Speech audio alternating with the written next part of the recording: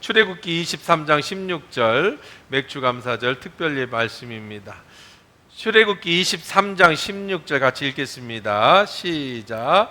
맥주절을 지키라. 이는 내가 수고하여 밭에 뿌린 것의 첫 열매를 거둠이니라. 수장절을 지키라. 이는 내가 수고하여 이룬 것을 연말에 밭에서부터 거두어 저장함이니라. 아멘. 할렐루야. 주신 하나님 감사합니다. 이제 말씀 드리려고 하오니 우리 귀를 열어 주의 음성이 들려지게 은혜 내려 주옵소서. 예수님의 이름으로 기도합니다. 아멘. 맥주 감사절.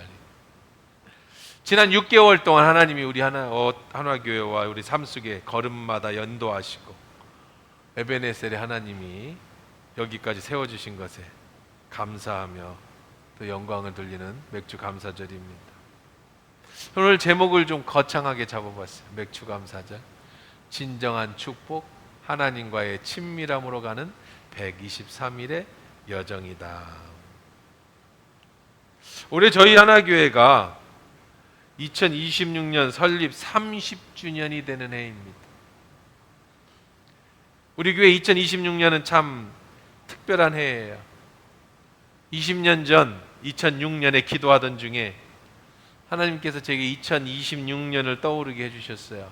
앞으로 20년 뒤에 한화교회는 어떤 교회가 될 것인가라고 하는 중장기 프로젝트. 중장기 프로젝트를 구성했습니다. 앞으로 20년 뒤인 2026년에 우리 교회는 숫자가 1,500명, 2,000명 모이는 교회가 아니라 가치 있는 일을 감당하는 교회가 됐으면 좋겠다. 그래서 그 결과물이 300교회를 개척하거나 지원하는 작은 교회를 돕는 일이죠. 300 민족 지도자를 양성하는 다음 세대입니다. 300 선교사 파송하고 지원하는 일. 이 300 프로젝트를 2006년에 하나님께 받아서 그래서 비전 2016 지난 20년간 달려왔습니다. 20년 후인 2026년에 하나님이 이런 교회로 만들어 주실 거라는 믿음을 가지고 그렇게 기도했어요. 300민족 지도자를 만들어내기 위해서 제가 2006년도에 한참 청소년 집회로 여름방학이면 겨울방학이면 전국에 집회를 다녔을 때입니다. 집회를 그만하고 우리 아이들과 함께 글로벌 리더 캠프라고 한때는 한 선생님 아이들에서 40여 명이 해외에 나가서 연수를 하고 훈련을 받는 캠프를 진행한 적도 있습니다. 그렇게 해서 300명의 민족 지도자를 만들어내자 2026년까지. 그래서 25차, 26차까지 멀리는 유럽에, 호주에, 가까이는 뭐 중국, 대만, 싱가포르, 말레이시아까지 전국으로 또 전 세계로 그렇게 25차, 26차를 진행했습니다. 300교회를 개척하고 지원하는 일, 그건 뭐 교회가 성장하면 당연히 되겠다라고 했지만 그래도 주변의 작은 교회들, 시골 교회들, 개척 교회들을 목사님들에게 관심을 가지고 물질을 더 지원하고 제가 할 수 있는, 저희들이 할 수 있는 최선을 다해서 섬겨드렸습니다. 다행인 것은 우리 장로님들이 많이 이해해 주셔서 우리 하나교회가 큰 교회는 아닙니다만은 그래도 대형 교회가 하지 못하는 많은 일들을 지난 20년 동안 지금도 잘 해내고 있습니다. 그래서 많은 목사님들이, 교회들이 우리 하나교회에 대한 고마움을 가지고 감사하고 있어요. 우리 지난번에 우리 행사 때 200만 원인가 또 교회 지원했던 그 교회도 지금 거의 지금 완공이 돼서 좀 하고 있습니다. 많은 교회들이 우리 교회에 감사하고 있고 또 힘되고 위로가 된 것은 사실입니다. 선교도 계속 준비하고 있습니다. 여러 나라들을 많은 선교사들을 후원하고 있고 특별히 치앙마이 그리고 피사눌룩의 40여 교회 1차적으로 10여 개의 교회를 모아서 우리가 이렇게 기도 제목과 기도 카드를 놓고 이렇게 매일 기도하면서 또 후원을 하고 있습니다. 이제 8월 달에 저희들이 피사눌록 지역을 힘들겠지만 우리 선교팀이 다녀오면서 직접 보고 그분들과 말씀을 나누고 어떻게 우리 교회가 더 구체적으로 도울 수 있는지에 대한 구체적인 방안과 오늘 피사마이 전도사님 매호영 드림교회도 굉장한 간증이 있는데 오늘 시간이 없어서 다음 주에 보내드리도록 그렇게 하겠습니다. 이렇게 성공적인 그런 선교도 잘 진행하고 있습니다. 그렇게 2026년이 됐습니다. 그럼 정말 그 꿈이 이루어졌습니까? 숫자적으로 300명의 교회, 300명의 민족 지도자를, 아이들을 만들어냈습니까? 300 선교하는 교회에 후원하고 300 교회를 지원하는 일을 감당했습니까? 제 마음은 두 가지예요. 실패와 절반의 성공. 첫 번째 마음은 실패입니다. 20년이 이렇게 금방 갈 줄 몰랐어요. 그때는 정말 20년이 되는 2026년이 되면 우리 교회가 이 정도로 감당하려면은 1000여 명 모이는 교회가 되고 전주에서도 큰 엄청난 교회가 될 줄 알았는데 생각보다 20년이 금방 가요. 어떻게 보면 처음부터 불가능한 꿈이 아니었나라는 생각도 있습니다. 300교회를 개척하고 후원하려면 얼마나 큰 교회가 돼야 되고 300 선교사를 지원하고 후원하려면 얼마나 큰 교회가 되고 300의 민족 지도자를 만들려면 얼마나 큰 교회가 돼야 되는가. 너무나도 꿈이 크지 않았나. 목사의 말만 듣고 2026년 되면 진짜로 그렇게 될 줄 알고 기대감 갖고 기도했던 분들에게 실망감을 안겨주진 않았나. 저는 죄송한 마음도 있습니다.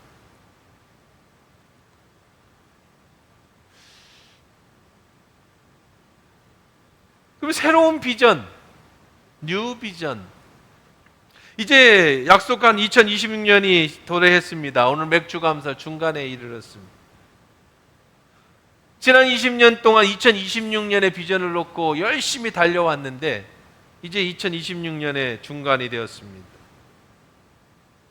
하나님은 왜 이루지 못한 비전을 주셨을까? 제가 비전을 잘못 받은 걸까? 그러면서 또 이렇게 묻습니다. 그럼 2026년이 지나면 우리는 어떤 비전을 가지고 앞으로 가야 합니까? 2026년이라고 하는 목표를 가지고 달려왔는데 또다시 300명을 선포해야 될까요? 2036 비전 300을 또 선포해야 될까? 그럼 2036년이 되면 그때는 정말 300명의 민족 지도자가 완성되고 300명의 교회를 개척하고 후원하고 300 선교사를 파송하고 후원할 수 있는 교회가 될 수 있을까? 다시금 작년부터 하나님께 기도해 봅니다. 하나님, 새로운 비전을 어떻게 설정해야 될까요? 그러면 이 300이라는 숫자는 실패한 걸까요? 물론 하나님이 300이라는 숫자를 다시 붙잡고 갈 수 있습니다. 우리는 할 수 없지만 하나님은 하실 수 있는 게 믿음이니까.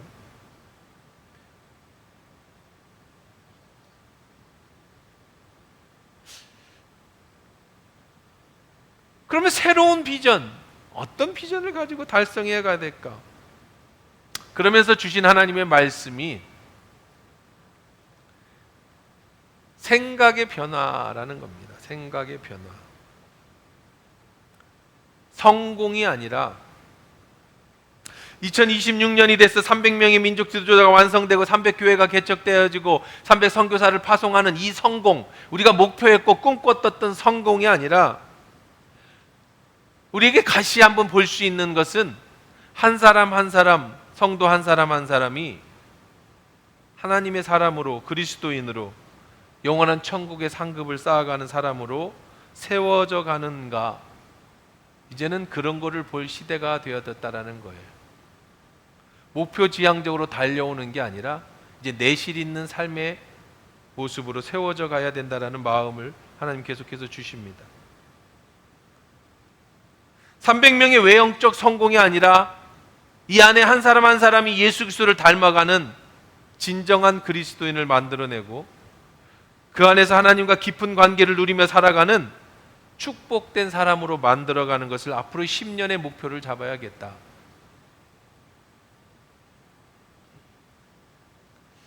시대적으로도 그렇습니다.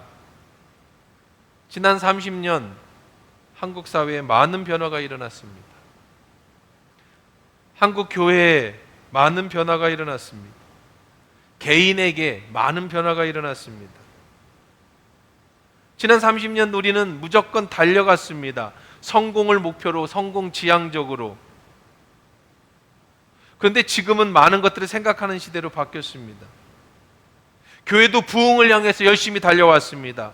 더 멋진 예배당, 더 멋진 시설과 더 많은 사람들이 모이는 그런 것을 성공이라고 했고 그것을 우리는 부흥이라고 외쳤습니다. 그런데 2026년 우리는 새로운 전환점을 맞이하고 있습니다. 우리들의 생각이 많이 바뀌어요. 사회적으로도 생각이 바뀝니다. 교회적으로도 생각이 바뀝니다. 개인적으로 인간 개인의 삶의 생각도 많이 바뀝니다. 우리가 가난하던 그런 시절, 그리고 저희들이 태어나면서 배웠던 그런 시절, 이제 중진국, 선진국으로 지나오면서 우리들의 생각이 많이 계속돼서 변화되는 것을 보게 돼요. 이제 나라도 교회도 개인도 어떤 눈에 보이는 성공, 그거보다는 한 사람 한 사람의 복지와 삶의 질을 더 원하는 시대가 되어져 가고 있다는 것. 이런 변화의 중심에는 코로나라는 것이 있었어요. 코로나 이전에는요, 회사도 개인도 성과를 내기 위해서 밤낮 없이 야근을 하고 저녁마다 회식과 접대로 불야성을 이루었습니다. 나라는 더 선진국을 향해 가기 위해서 공장은 더 돌렸고 많은 사람들이 개인적 희생을 강요했습니다. 그런데 코로나 이후로 세상이 많이 바뀌었죠. 늦게까지 남아서 회사에서 일하지도 않고 저녁 회식 문화도 많이 줄어들었습니다. 밤 문화도 많이 사라지고 이제 개인의 회식으로 다 같이 어울리기보다는 자신의 개인의 즐거움을 찾는 그런 시대가 됐습니다. 가정 중심으로 사회도 움직여져 가고 그렇게 변화됐습니다. 선진국이 되면서부터는 이제 개인의 자유와 그리고 행복에 더 관심을 가져가는 시대가 되어져 가고 있다는 거죠. 교회도 그렇습니다. 지금까지 우리 교회를, 한국 교회와 세계 교회를 코로나 이전까지 중심이 됐던 게 번영의 신학이라는 것이었어요.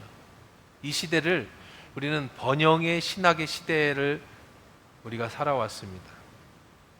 번영의 신학이라는 건 뭐냐면 조엘 오스틴 목사의 잘 되는 나, 또 여러분 들어봤을 만한 목적이 여러 가지 있죠. 그런 잘 되는 나, 또 생각대로 되는 것, 그런 것이에요. 부자로 살아가는 것이 하나님의 축복이다. 생각대로 기도하고 꿈꾸면 그대로 이루어진다. 그러니 우리는 열심히 기도하면서 하나님이 주시는 복을 찾아가자. 아브라함이 그랬고 다윗이 그랬고 솔로몬이 그랬다. 예수를 잘 믿으면 부자가 되고 건강해지고 잘 먹고 잘 살게 된다. 번영하게 된다. 많은 교회들이 그것에 초점을 맞췄습니다.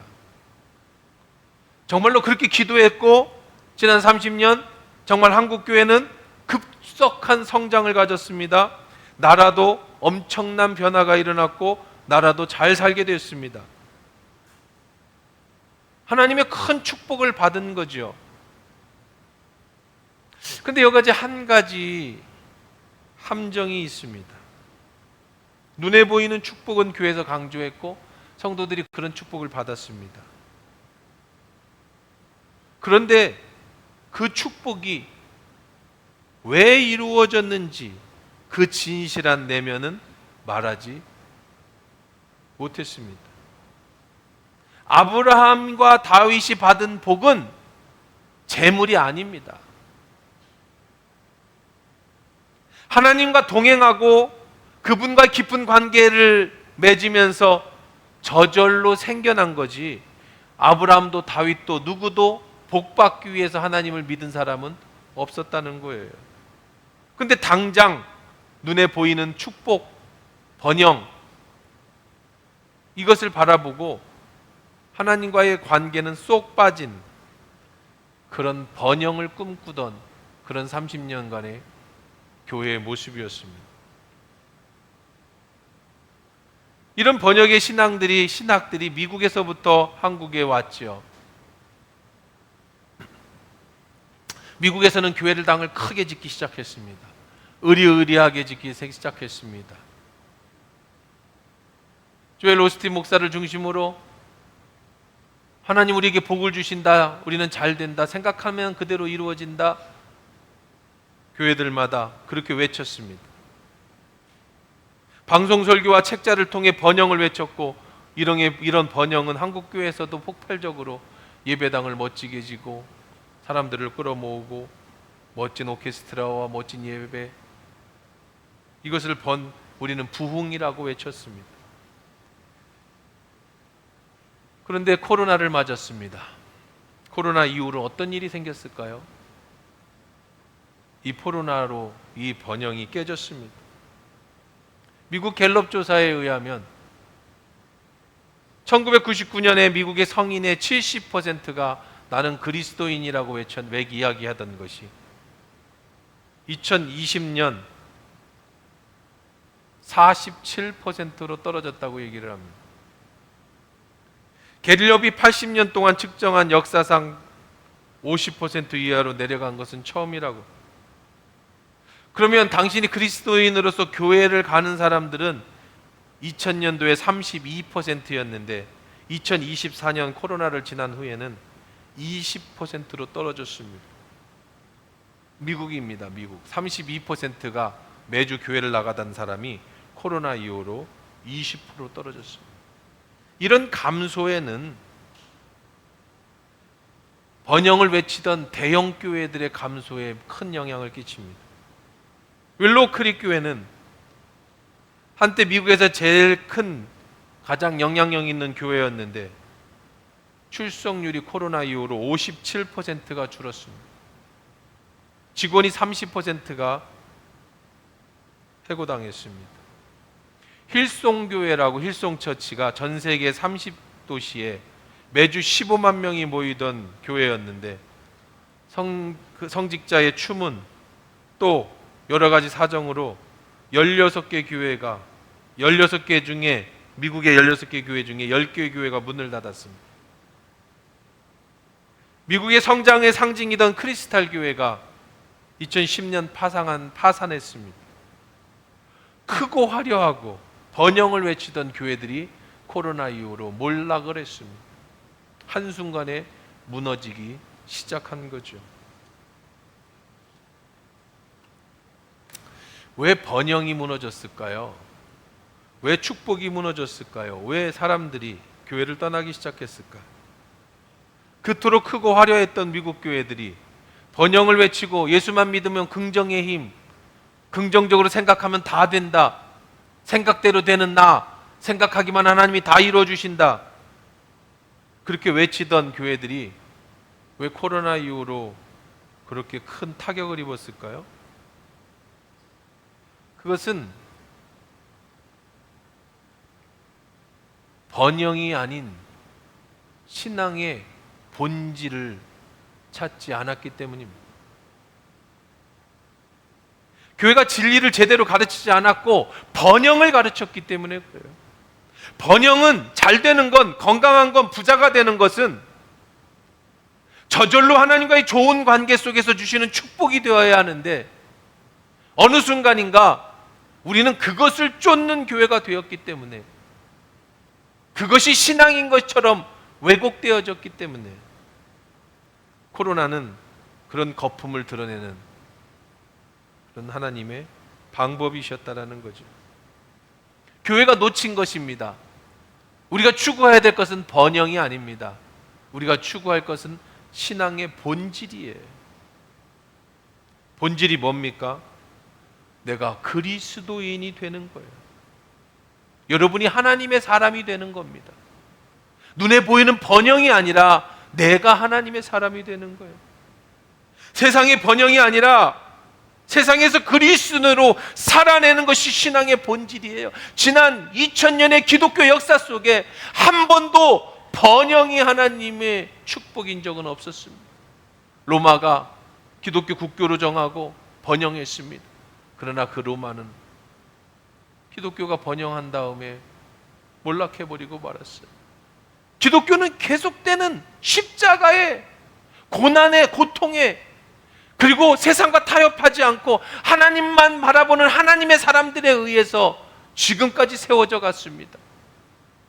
이 땅에 복음이 들어올 때 수많은 선교사들이 피와 그들의 헌신과 수고의 십자가가 이 땅에 교회를 세웠고 오늘의 한국교회를 만들어냈지, 번영이, 미국의 도움이, 그들의 돈이, 물질이, 자본이 한국교회를 세운 게 아니었습니다. 근데 거꾸로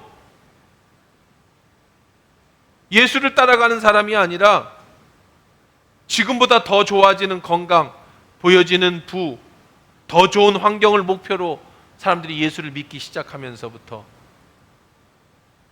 거품이 터지기 시작한 거죠. 코로나가 성도를 떨어져 나간 게 한 게 아닙니다. 코로나가 번영만 쫓던 신앙인들에게 진정한 신앙의 본질이 무엇인지를 가르쳐 주게 된 겁니다. 제가 극동방송 프로그램에서 전화통화를 통해 교회를 잘 안 나가는 사람과 통화하면서 교회를 다시 나가게 합니다. 그런데 이런 분들을 방학이라고 얘기를 하는데 정말 많은 사람들이 코로나 방학을 하고 있어요. 코로나 방학. 코로나 방학이 뭐냐면 코로나 이후로 교회를 안 나가는 사람을 코로나 방학이라고 합니다. 이런 코로나 방학에 맞은 사람들은요, 특징이 하나 있습니다. 시험 들어서 교회 안 나가거나 이사 가서 어려워서 못 나간 사람과 다르게 코로나 방학의 특징은 뭔지 아세요? 왜 교회를 안 나가십니까? 라고 물으면 이렇게 대답합니다. 한 번, 두 번 안 나가다 보니 자연스럽게 안 나가게 됐습니다. 코로나 때 안 나가다 보니까, 영상으로 예배드리다 보니까 자연스럽게 안 나가게 됐습니다.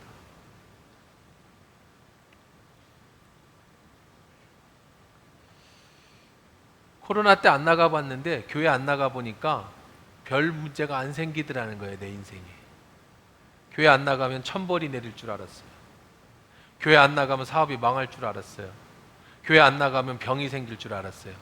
교회 안 나가면 문제가 터질 줄 알았는데 전혀 자기 삶의 변화가 안 일어나는 것을 알게 됐어요. 아, 교회 안 나가도 별 문제가 없네. 어려서부터 엄마 손에 이끌려서 주일학교를 지내고 중고등부 청년부를 지내면서 내 신앙이 아닌 번영의 신앙, 예수 믿고 기도하면 뭐 취업도 잘 되고 건강해지고 부자 되고 뭐 그렇게 사는 줄 알았는데 코로나 때 교회 안 나갔는데도 전혀 내 삶에 아무런 방해가 되지 않은 거예요. 교회 안 나가도 사업은 잘 되고 교회 안 나가도 직장은 잘 되고 교회 안 나가도 병은 안 걸리고, 그러면서 자연스럽게 한 번, 두 번 안 나가다가 이제 완전히 안 나가게 된 사람들이 코로나 방학의 대부분의 사람들입니다.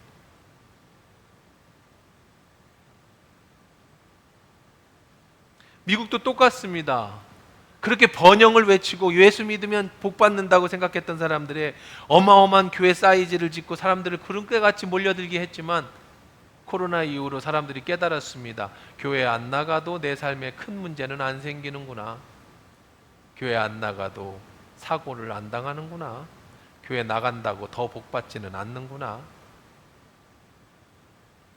맥주감사절 우리는 한 가지 질문 앞에 서야 합니다. 여러분의 신앙은 번영의 신앙입니까? 삶의 본질, 신앙의 본질을 쫓아가는 그리스도인이 되고자 하는 신앙입니까? 우리는 냉철하게 이 사실을 발견해야 됩니다. 지난 30년의 우리의 20년간의 우리의 목표는 300명의 민족 지도자를 만들어내지 못했고 300교회를 설립하지 못했고 300교회를 지원하거나 후원하거나 하지 못했습니다. 그러면 우리는 실패한 걸까요? 분명히 실패했습니다. 숫자적으로는 성공을 이루지 못했습니다. 그러나 저는 지난 20년 동안 우리 하나교회 성도들을 바라봅니다. 여러분 안에 여러분의 삶을 통해서 하나님을 알아가고 그 안에서 하나님을 닮아가고자 하는 그리스도인들이 많아졌다면, 번영이 아니라 성공이 아니라 하나님 나라를 꿈꾸고 그 나라를 위해서 기꺼이 자신이 희생할 줄 아는 참 그리스도인이 여러분 가운데 많아졌다면 저는 그건 절반의 성공이라고 생각합니다. 300의 민족 지도자 300교회를 개척하고 300선교를 하지 못한 것에 대한 변명이 아닙니다. 실패는 실패예요. 못한 건 정확하게 못한 겁니다. 사실은 사실입니다. 하지만 우리는 다른 차원에서 300명이라고 하는 목표는 성공하지 못했어도 여러분이 그리스도인으로서 삶의 분명한 가치관을 가지고 신앙생활하는 믿음의 사람들이라고 한다면 우리는 절반의 성공이라고 말씀드리고자 하는 겁니다.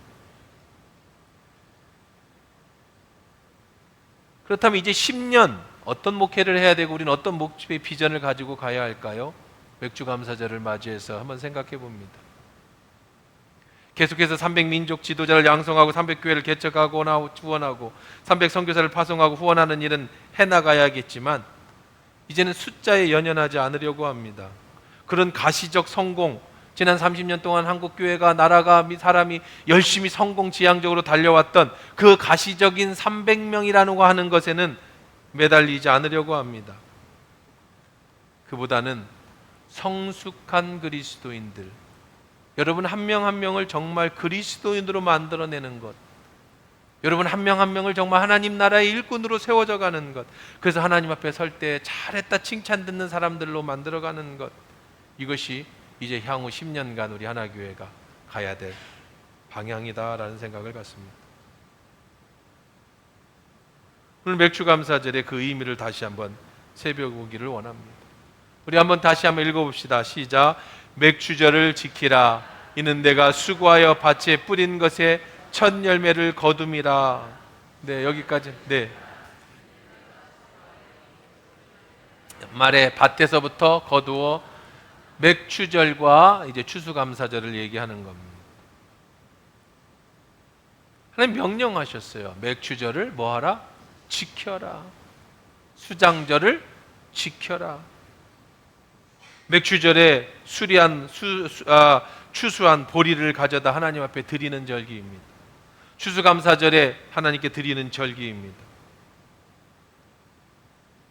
너희 이스라엘 백성들아, 너희가 가나안 땅에 정착하면 밭에 뿌린 씨앗이 자라거든 첫 번째 열매, 그 밭의 첫 번째 열매를 하나님께 드려라. 여기서부터 맥주절이 유래됐습니다. 하나님께 드리는 절기다. 하나님께 받은 축복을 감사함으로 드리는 절기이다. 우리가 드린다. 하나님이 받으신다. 드려라 명령을 하셨습니다. 한번 잘 생각해 보세요. 이 세상 천지 만물이 하나님 겁니다. 여러분 건 없어요. 이것이 우리 믿음의 시작이죠. 태초에 하나님이 천지를 창조하셨다. 그럼 태초가 시작부터 하나님은 천지를 창조하셨으니 천지가 누구 거예요? 하나님 겁니다. 여러분 하나님 만드셨습니다. 누구 겁니까? 하나님 겁니다. 태양 하나님 만드셨습니다. 하나님 겁니다. 보리도 하나님이 만드셨습니다. 밀도 하나님이 만드셨습니다. 태양빛을 쏘여주셔서 자라게 하셨습니다. 비가 내려서 자라게 하셨습니다. 이 땅의 주인은 하나님이십니다. 나도 하나님 겁니다. 보리와 밀을 우리에게 먹으라고 주셨습니다. 하나님 것을 우리 보고 먹으라고 하신 겁니다. 그렇다면 사실 여러분께 없는데 하나님께 드릴 게 어디 있습니까? 다 하나님 건데 하나님께 드릴 게 어디 있습니까? 근데 하나님은 드리라고 명령하고요, 우리는 바칠 겁니다. 이것이 맥주감사절의 의미라는 겁니다. 뭔가 이상하지요? 하나님 걸 우리가 어떻게 하나님께 드립니까? 하나님 걸 받으시는데 왜 기뻐합니까? 이상하지 않아요? 내게 없는데 하나님께 어떻게 드리고, 하나님 걸 도로 하나님께 드렸는데 왜 하나님은 그걸 기뻐하신다는 거죠? 이상합니다. 왜 그럴까요? 여러분, 여기 중요한 포인트가 있습니다. 이것이 여러분을 살아가는 이유입니다. 이게 이 땅에서 여러분이 존재하는 이유입니다. 이게 여러분 맥주감사제를 지내는 이유입니다. 이게 여러분이 오늘 사업을 하고 직장을 다니는 이유입니다. 이게 여러분이 숨 쉬는 이유입니다. 그게 뭔지 아세요? 관계라는 거예요. 관계. 무슨 관계? 하나님과 나와의 관계. 하나님은요, 하나님 것이지만 하나님께 드릴 때 하나님은 기뻐하신다는 거예요. 왜? 그 드림 속에 하나님과 나와의 관계가 형성이 되는 거예요. 아주 쉽게요, 여러분의 자녀에게 용돈을 주었는데 그 용돈으로 아버지의 생일 선물을 사서 드렸다고 생각해 보십시오. 아버지가 준 용돈입니다. 아버지 겁니다. 근데 아들이 그것을 가지고 자기 걸로 쓰지 않고 아버지 앞에 줄 때 아버지는 너무 기쁩니다. 그때 아들과 아버지의 관계가 형성이 되는 거예요. 하나님은 내가 하나님으로 인정하고 이 모든 것이 하나님 거라고 인정하고, 그럼에도 불구하고 하나님 나에게 쓰라고 주신 것을 하나님께 드릴 때 하나님은 그걸 보고 흐뭇해 하시고요, 하나님은 나를 보면서 행복해 하시는 거예요. 너 참 좋다. 넌 내 아들이다, 내 딸이다.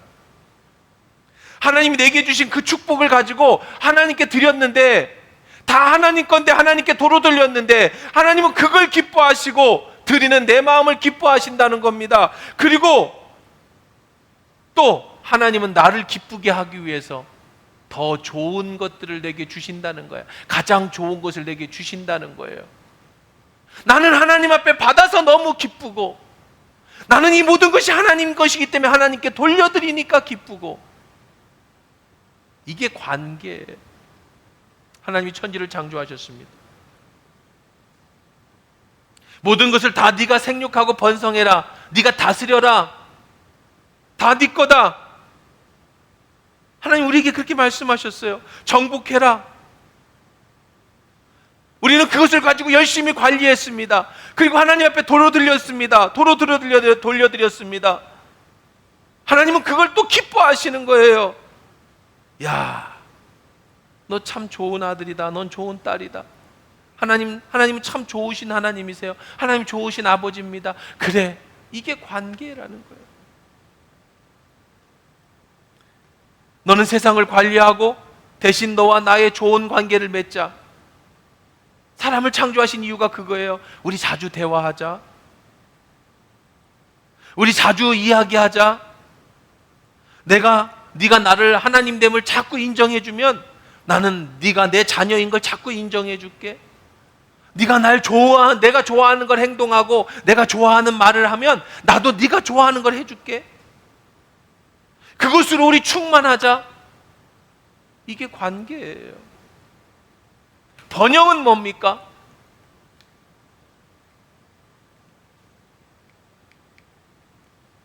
번영은 우상숭배. 구약성경에서 하나님이 그렇게 우상숭배를 싫어하셨어요. 하나님이 제일 싫어하는 게, 성경에서 제일 제발 하지 말라는 게 우상숭배입니다. 왜 이스라엘 백성이 바벨론의 포로로 끌려갔어요? 뭐 때문에? 우상숭배 때문에. 계속해서 이스라엘 백성의 발목을 잡았던 게 뭐예요? 우상숭배입니다. 오늘날 한국교회 발목을 잡는 게 뭔지 아세요? 우상숭배입니다. 여러분의 발목을 잡는 게 뭔지 아세요? 우상숭배입니다. 우상숭배가 뭐냐면 무슨 황금 송아지에 절하고 부처님한테 절하는 게 우상숭배가 아니에요. 우상숭배가 뭐냐면 하나님과의 관계가 깨어지고 하나님과의 관계가 아닌 다른 것과 관계를 맺는 걸 우상숭배라고 하는 거예요. 나를 만드신 이유가 우리 서로 관계를 맺자, 서로 사랑하자라고 인간을 창조하셨는데, 서로 사랑하자고 여러분을 구원해 주셨는데, 서로 사랑하자고 교회를 세워주셨는데, 이 교회가 하나님을 사랑하지 않고 세상의 물질을 사랑하고, 하나님을 사랑하지 않고 번영을 사랑하고, 여러분이 하나님을 사랑하지 않고 돈을 사랑하고, 여러분이 하나님을 사랑하지 않고 자기 자신을 사랑하고, 이것이 우상숭배예요. 하나님은 아브라함을 사랑하셨습니다. 왜 아브라함을 사랑하셨어요? 아브라함이 부자가 된 게 축복이라고요? 아니에요. 항상 하나님은 아브라함과 대화하셨어요. 아브라함은 항상 하나님을 기쁘시게 하는 예배를 드렸어요. 항상 하는 모든 삶 속에 아브라함은 하나님을 제일로 두었어요. 심지어는 자기 자식까지 바쳤어요. 하나님은 다윗을 사랑했습니다. 다윗이 그렇게 위대한 왕이 되고 번성했기 때문에 다윗이 축복받은 거라고요? 아니에요. 다윗은 늘 하나님을 제일 중심으로 생각했어요. 고통 속에서도 하나님을 찬양했고 기쁜 가운데서도 하나님을 찬양했어요. 오히려 그 많은 축복을 번영을 누렸던 솔로몬은 마지막에 하나님 앞에 버림을 당합니다. 나라는 두동강이 납니다. 우리의 목표는 우상숭배가 아닙니다. 번영이 아닙니다. 하나님 우리에게 건강도 주시고 하나님 우리에게 물질도 주셔요. 하나님 우리에게 제일 좋은 걸 주세요. 그런데 그 주시는 것은 하나님과의 좋은 관계 속에서 하나님이 주시는 축복이 돼야지, 하나님 내가 좋아하는 걸 주시는 것이 되어야지, 그것이 여러분의 삶의 목적이 되어진다면 여러분은 예수를 우상숭배하고 있는 거예요. 여러분은 십자가를 우상숭배하고 있는 거예요. 십자가 붙들고 부자 되고 싶다면 여러분 십자가를 우상숭배하는 거예요. 십자가를 붙잡고 여러분이 어떤 축복이든지 누리고 싶다면 그건 우상숭배하는 거예요. 기독교는 십자가는 희생이었지 죽음이었지, 십자가로 돈 벌고 십자가로 부자 된 사람은 이 세상에 아무도 없었어요. 하나님은 여러분에게 무엇을 원하십니까? 친밀감이에요. 친밀감. 친하자. 아들아, 나랑 너랑 친해지고 싶다. 딸아, 나는 너랑 친해지고 싶다. 하나님, 당신의 음성을 듣고 싶습니다. 당신의 마음을 알고 싶습니다. 당신이 뭘 기뻐하시는지 깨닫고 싶습니다. 하나님, 당신과 대화하고 싶습니다. 그래, 나도 너에게 내 자신을 알려주고 싶다. 나도 내가 하는 모든 일에 관심이 있단다. 나는 내 모든 삶을 책임져 주고 싶단다. 하나님과의 친밀감이에요. 그것이 하나님이 원하시는 겁니다. 이걸 다른 말로 영성이라고도 합니다. 우리 속에 있는 영이 하나님과 관계를 맺는 거죠.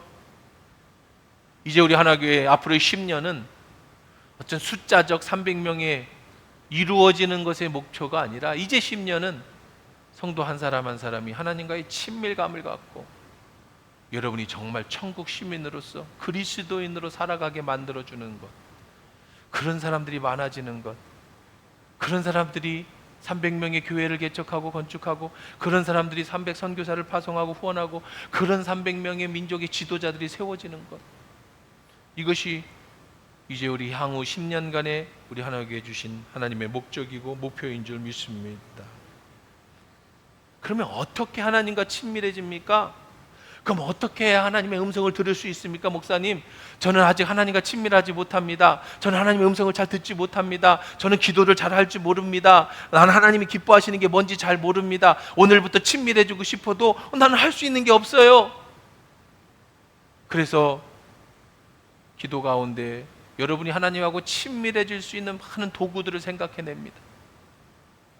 지난 5월 달에는 가정에서 예배드리면서 하나님과 친밀함을 가졌다면 이제는 123일간의 하나님과 친밀해지는 도구로 감사, 영성, 묵상, 노트를 이용합니다. 이건 우리 하나님의 교인이라면 무조건 해야 되는 일입니다. 이게 1권입니다. 18권을 드릴 거예요. 앞으로 18권이 다 나올 겁니다. 어렵지 않습니다. 여러분, 아까 광고에서 말씀드린 것처럼 10분, 길어야 15분이에요. 하나님과 차 한 잔 10분 마실 수 있는 시간도 없는데 어떻게 하나님하고 친밀해집니까? 하나님하고 15분 얘기도 못하는데 어떻게 하나님하고 친밀해질 수 있어요? 그렇다면 여러분은 그냥 우상숭배하는 거죠. 번영을 추구하고 잘되게 해주세요, 복 주세요, 건강하게 해주세요, 이것과 다를 게 하나도 없어요. 하나님 그걸 원하시는 게 아니에요. 그 하나님은 여러분과 친밀해지기를 원하시는 거예요. 어떻게 친밀해집니까? 하나님과 15분, 10분, 15분만 내십시오. 시간을 딱 10분, 15분만 내십시오. 15분 동안 어떻게 해야 됩니까? 다 적어놨어요. 아까 말씀드린 것처럼 한 절, 두 절, 세 절, 짧은 구절입니다. 가슴에 10번 정도 묵상을 하시고요. 그래야 10절 읽는 것밖에 안 돼요. 그 다음에 묵상 질문 3가지를 던져드립니다. 그냥 여러분이 떠오르는 대로 이게 하나님의 음성을 듣는 거예요. 이 말씀을 통해서 하나님이 내 마음에 해주시는 말씀을 듣는 거예요. 안 들려도 상관없어요. 떠오르는 생각을 우선 적으세요. 그게 전부입니다. 그 다음에 말씀을 피면 오늘의 말씀에 대한 내용이 나옵니다. 123일간의 모든 말씀은 감사와 연결되어 있습니다. 특별하게 헌신하라는 이런 얘기 없습니다. 그냥 전부 감사합니다. 하나님 감사합니다. 아버지 당신 참 좋으신 분이세요. 그리고 오늘의 묵상을 읽고 3가지 기도 1분씩 합니다. 오늘 하나님 앞에 감사했던 대화하는 거죠. 이제 내가 말하는 시간이죠. 하나님 뭐뭐뭐뭐 참 좋았어요. 뭐 오늘도 뭐 이랬어요 저랬어요. 하나님 고맙습니다. 1분입니다. 그 다음에 오늘 만난 사람들에 대한 감사. 하나님 오늘 누구를 만났는데요, 그 사람을 통해서 뭘 얻었어요, 뭘 했어요, 뭐 했어요, 오늘도 이렇게 됐는데 이렇게 됐어요. 1분. 그 다음에 감사로 살아갈 힘을 구하기. 주님 이런 삶이 힘들어요, 이래 어려워요. 그렇지만 주님 감사하며 살아갈 수 있게 주님 저를 좀 도와주세요. 1분, 1분, 1분, 3분이에요. 그리고 나서 오늘 하루 중에 있었던 2가지 감사 중요한 일기를 적습니다. 일기 형식으로 적어도 좋고 1번, 2번 해도 좋습니다. 2가지만 1, 2, 3 말씀, 그 다음에 2번 2개의 감사, 3가지의 기도, 그리고 오늘의 실천. 이러면 하루가 완성되어지는 거예요. 123일간 우리는 이 이야기를 할 겁니다. 하나님과 친밀함으로 가는 123일간의 여정. 어떻게 하면 하나님과 친해지고 싶습니까? 저를 칠 수 있습니까? 목사님 저도 하나님과 친밀해지고 싶어요. 믿고 따라오십시오. 하루에 10분, 15분만 그분과 대화하는 시간을 가지십시다. 123일. 어떻게 하면 여러분이 할 수 있을까? 저 뒤에 출석부도 만들어놨어요. 오늘 여러분이 감사 영성 작정서를 무조건 한화교인이라면 내셔야 됩니다. 그럼 여러분의 이름대로 저 뒤에 이름을 적어드릴 겁니다. 매주 오십시오. 오늘 이번 주에 한 것에 대신 분들은 스티커를 18주 동안 붙이게 될 것입니다. 그럼 제가 점검할 겁니다. 그 전화 드릴 겁니다. 왜 안 했어? 어떻게 하려고? 그만할 거야 이제? 저한테 전화 안 오도록 그렇다고 거짓말하지 마시고, 또 이런 거 시키면 일주일 거를 뭐 마지막 날 하루에 다 하시는 분들 계시는데 그러지 마시고 그건 하나님과의 친밀함이죠. 눈에 보이는 친밀함이 아니라. 여러분 하십시다. 숫자적인 성공이 아니에요. 여러분이 사업에 잘 되고 여러분이 돈을 많이 벌었다면 그것은 여러분 하나님 앞에 기도해서 주신 축복이 아니에요. 그래서 하나님이 여러분의 일을 하라고 주신, 하나님의 일하라고 주신 거죠. 무조건 우리는 하나님과 관계가 맺어야 돼요. 하나님과 관계 맺지 않은 모든 것은 다 가짜예요.